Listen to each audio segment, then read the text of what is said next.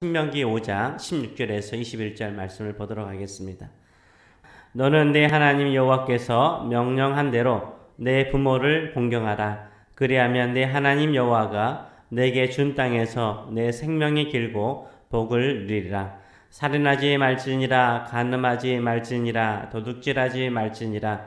내 이웃에 대하여 거짓 증거하지 말지니라. 내 이웃의 아내를 탐내지 말지니라. 내 이웃의 집이나 그의 밭이나 그의 남종이나 그의 여종이나 그의 소나 그의 낙이나 내 이웃의 모든 소유를 탐내지 말지니라. 아멘. 우리 말씀을 가지고 하나님의 나라의 중심 원리, 하나님의 나라의 중심 원리라는 제목을 가지고 같이 은혜를 나누기로 합니다. 하나님의 나라는 하나님의 뜻이 이루어지는 나라이죠. 하나님의 뜻이 무엇입니까? 간단히 말하면 구약적으로는 십계명의 하나님의 뜻입니다. 오직 여호와 하나님만을 믿고 섬기는 것이 하나님의 거룩한 뜻이죠. 하나님을 잘 섬기는 것이 하나님의 뜻을 따라 사는 것입니다. 오늘 읽은 5계명에서부터 10계명까지를 간단히 정리하면 세 가지죠. 가정을 존중히 여기고, 생명을 존중히 여기고, 이웃을 존중히 하는 것이 하나님의 뜻입니다. 세 가지. 가정 중심, 생명 존중, 이웃 존중하는 것. 첫째는 가정이 존중을 받아야 되는 거죠. 16절의 말씀을 보게 되면 부모를 공경하라 라고 명령합니다. 너는 내 하나님 여호와께서 명령한 대로 내 부모를 공경하라. 그리하면 내 하나님 여호와가 내게 준 땅에서 내 생명이 길고 복을 누리라 라고 말씀하고 있습니다. 여러 많은 계명 가운데 이 계명은 약속 있는 계명으로 알려져 있죠. 부모를 공경하는 것은 도덕적으로 또 인륜적으로 공경하라라는 의미도 있고 또 물질적으로 공경하라라는 말씀도 되죠. 그뿐만 아니라 더 깊은 의미가 있습니다. 무엇입니까? 신앙적으로 부모님을 공경하라라는 의미가 있습니다. 지금은 각 가정마다 종교가 다른 경우를 많이 보게 되죠. 옛날에는 한 가정이 같은 신앙을 가진 경우가 많았습니다. 신앙은 부모가 자녀에게 이어주는 경우가 많았죠. 구약도 마찬가지고요. 아브라함의 신앙이 이삭에게 이어졌고, 이삭의 신앙이 야곱에게 이어졌고, 야곱의 신앙이 12 아들들에게 이어졌습니다. 그래서 우리 조상의 하나님이라는 표현이 구약에 자주 나오죠. 또 다른 표현으로는 아브라함의 하나님, 이삭의 하나님, 야곱의 하나님으로 표현되어지곤 합니다. 가정이라는 것은 작은 신앙 공동체였습니다. 믿음의 공동체였어요. 부모를 잘 공경하는 것은 무엇입니까? 물질적으로 잘 봉양하고 마음 편하게 해드리는 것도 훌륭한 공경입니다. 그러나 최고의 공경은 부모의 신앙을 따라 신실한 믿음의 사람이 되는 것이에요.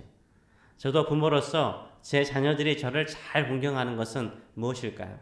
물질적으로 잘 후원하는 것도 중요하지만 제일 중요한 것은 예수님을 잘 믿는 거예요.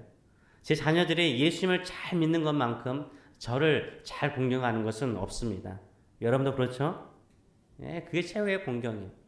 그래서 부모를 잘 공경하는 자녀들에게 주어지는 축복이 무엇입니까? 그리하면 내 하나님 여호와가 내게 준 땅에서 내 생명이 길고 복을 누리라 라고 말하고 있어요. 첫째 축복이 뭡니까? 내가 주어진 땅이죠. 두 번째는 뭡니까? 그 땅에서 생명이 길고 복을 누린다 라고 말하고 있어요. 이것은 아브라함이나 이삭이나 야곱에게 약속하신 땅과 후손의 축복과 동일한 거죠. 다시 말하면 부모 공경이 결국 부모의 신앙 유산을 공경하는 것이라는 것을 우리가 알 수 있는 거예요. 진정한 축복은 무엇입니까? 부모의 아름다운 신앙의 유산을 잘 이어가는 것이 최고의 공경인 거죠. 부모보다 더 신실하게 하나님만을 사랑하고 섬긴다면 그것은 슈퍼 최고의 공경인 거죠. 내가 모태신앙이라면 부모님의 아름다운 신앙의 모습을 공경하고 그 믿음의 유산을 잘 이어가시길 축원합니다. 그뿐만 아니라 부모보다 더 아름다운 신앙인으로 신앙의 유산을 키워나가시는 저 여러분 되시길 축원합니다. 아멘. 또 내가 내 가정에 처음 있는 사람입니까? 자녀들에게 잘 가르치세요. 부모를 잘 공경하는 것은 큰 집을 마련해 주고 나를 편하게 봉양하는 것이 아니라 하나님을 잘 믿고 잘 섬기는 것이라고 가르치시는 저 여러분 되시길 축원합니다. 이것이 우리 가정을 가장 아름답게 만들고 가장 위대하게 만들 뿐만 아니라 하나님께 축복받는 길이 되는 거예요. 이것이 우리 가정을 존중하고 공경하는 것인 줄 믿습니다. 그뿐만 아니라 가정을 존중한다면 18절의 말씀처럼 간음하지 말아야죠. 부부간에 신실하라 라고 말하고 있습니다. 서로를 신실하게 변함없이 사랑하고 함께하는 것이 가정을 지킬 뿐만 아니라 내 사랑하는 가정을 지키는 것입니다. 존중하는 것입니다. 부부간에 신실하지 않으므로 깨어진 가정, 그로 인해서 탈선하는 자녀들을 우리가 주변에서 많이 보게 됩니다. 내 가정을 존중하고 아름다운 가정을 이루는 길은 자녀는 부모를 신앙적으로 존중하고 부부는 서로 신실함으로 존중하는 것입니다. 이 시대, 이 혼탁한 시대 속에서 성경적으로 존중받는 가정들이 많아질 수 있도록 기도해 주시는 저 여러분 되시기를 축원합니다. 둘째로는 생명 존중입니다. 17절의 말씀을 보게 되면 살인하지 말지니라 라는 말씀을 하시죠. 살인하지 말라는 말은 생명을 존중하라 라는 말씀이죠. 생명은 하나님께서 주신 최고의 선물입니다. 생명만큼 소중한 것은 없어요. 그래서 생명은 존중받아야 합니다. 신체적인 장애가 있든지 정신적인 장애가 있든지 생김새가 이상하든지 신분적으로 낮고 천함에 상관없이 어떤 생명도 존중받아야 되는 거예요. 따라서 하나님께서 주신 생명을요, 내 자신이 내 것이라고 남이 강제적으로 또 부모가 함부로 그리고 나라가 억지로 생명을 빼앗아갈 권리가 있어요, 없어요? 없습니다. 어떤 생명도 존중받고 사랑받아야 합니다. 어떤 생명도 살아있다라는 그 자체 하나만으로 가치가 있고 의미가 있고 존중받아야 될 가치가 있습니다. 어떤 생명도 하나님이 주신 생명이기 때문에 사랑하시고 축복하시는 저 여러분 되시길 축원합니다. 요새 주변을 보게 되면 생명, 경시, 풍조가 만연하죠. 그래서 살인 사건 너무 많잖아요. 거의 매일 듣다 보니까 우리 무감각해지잖아요. 살인 사건뿐만 아니라 뭐 가정 안에서도 얼마나 서로 부모가 자녀를 죽이거나 아니면 자녀가 부모를 뭐 용돈 안 준다고 죽이는 케이스도 있고요. 또 낙태 같은 경우도 여러분도 세계적으로 알다시피 1초에 딱 하는 순간 한 아이가 죽는 거 아시죠? 해아가 죽어가고 있고 자살 같은 경우는 1초에 몇 명이 죽어가죠. 세계적으로요. 얼마나 슬픕니까?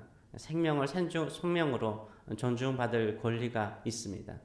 하나님께서 우리 인간에게 또 이 만물에게 주신 최고의 선물은 생명이기 때문에 생명을 살리는 일에 성도와 교회가 힘쓸 수 있도록 기도하시는 저 여러분 되시길 축원합니다.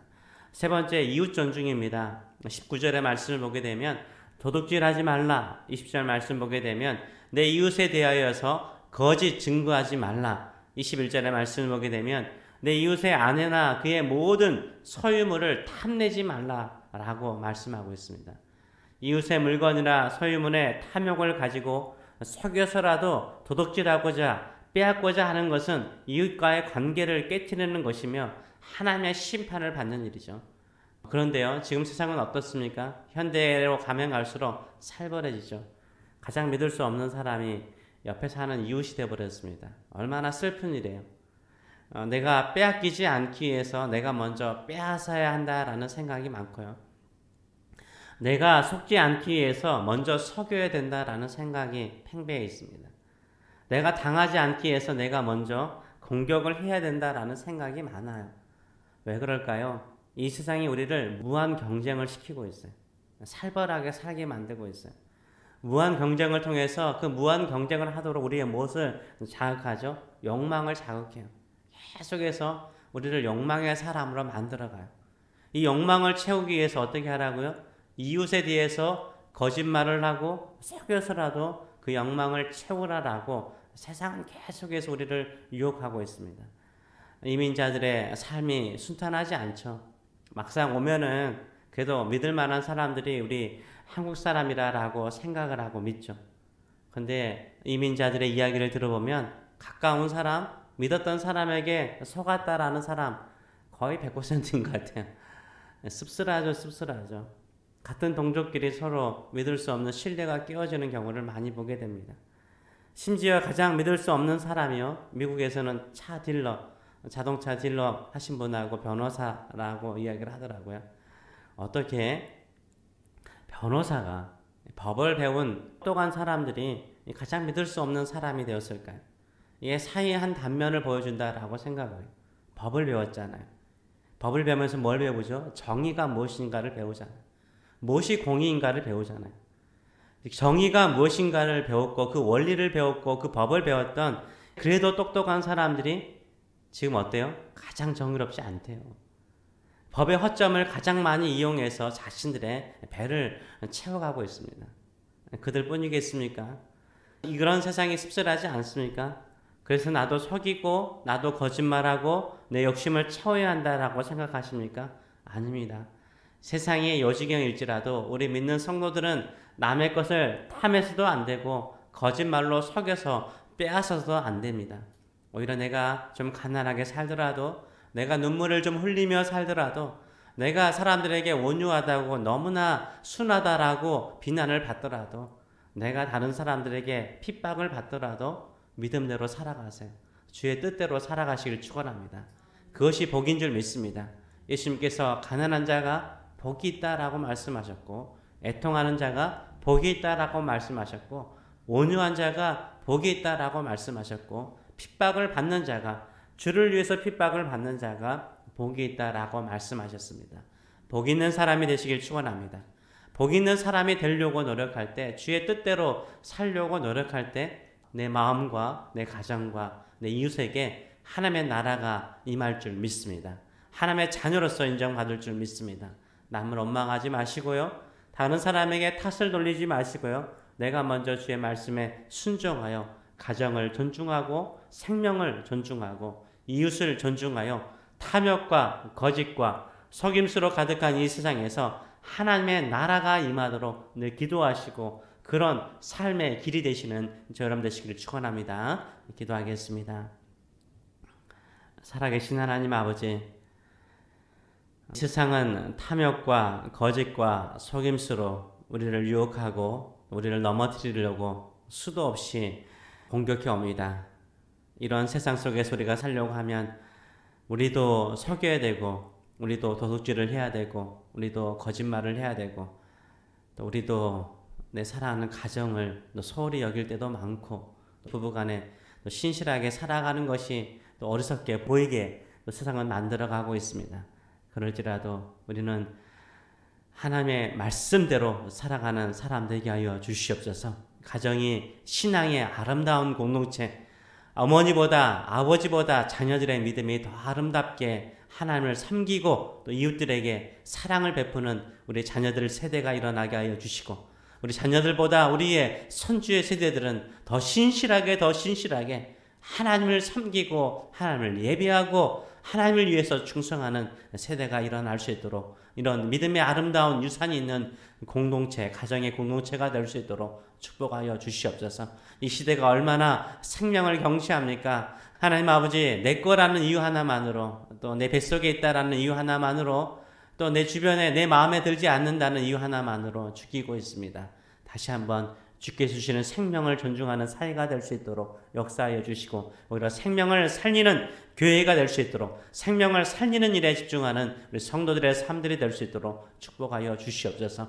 하나님 아버지, 우리가 복 있는 사람 되기를 원합니다. 복 있는 사람 되기를 원합니다. 하나님 아버지, 오히려 내 자신이 가난하고 애통하고 온유하고 핍박을 받을지라도 주께서 복이 있다. 너에게 하나님의 나라가 있다. 네가 하나님의 자녀이다. 하나님께서 너에게 축복할 것이라고 약속하시는 이 말씀을 붙들고 하나님의 말씀을 따라 살아가는 신실한 자들 될 수 있도록 축복하여 주시옵소서.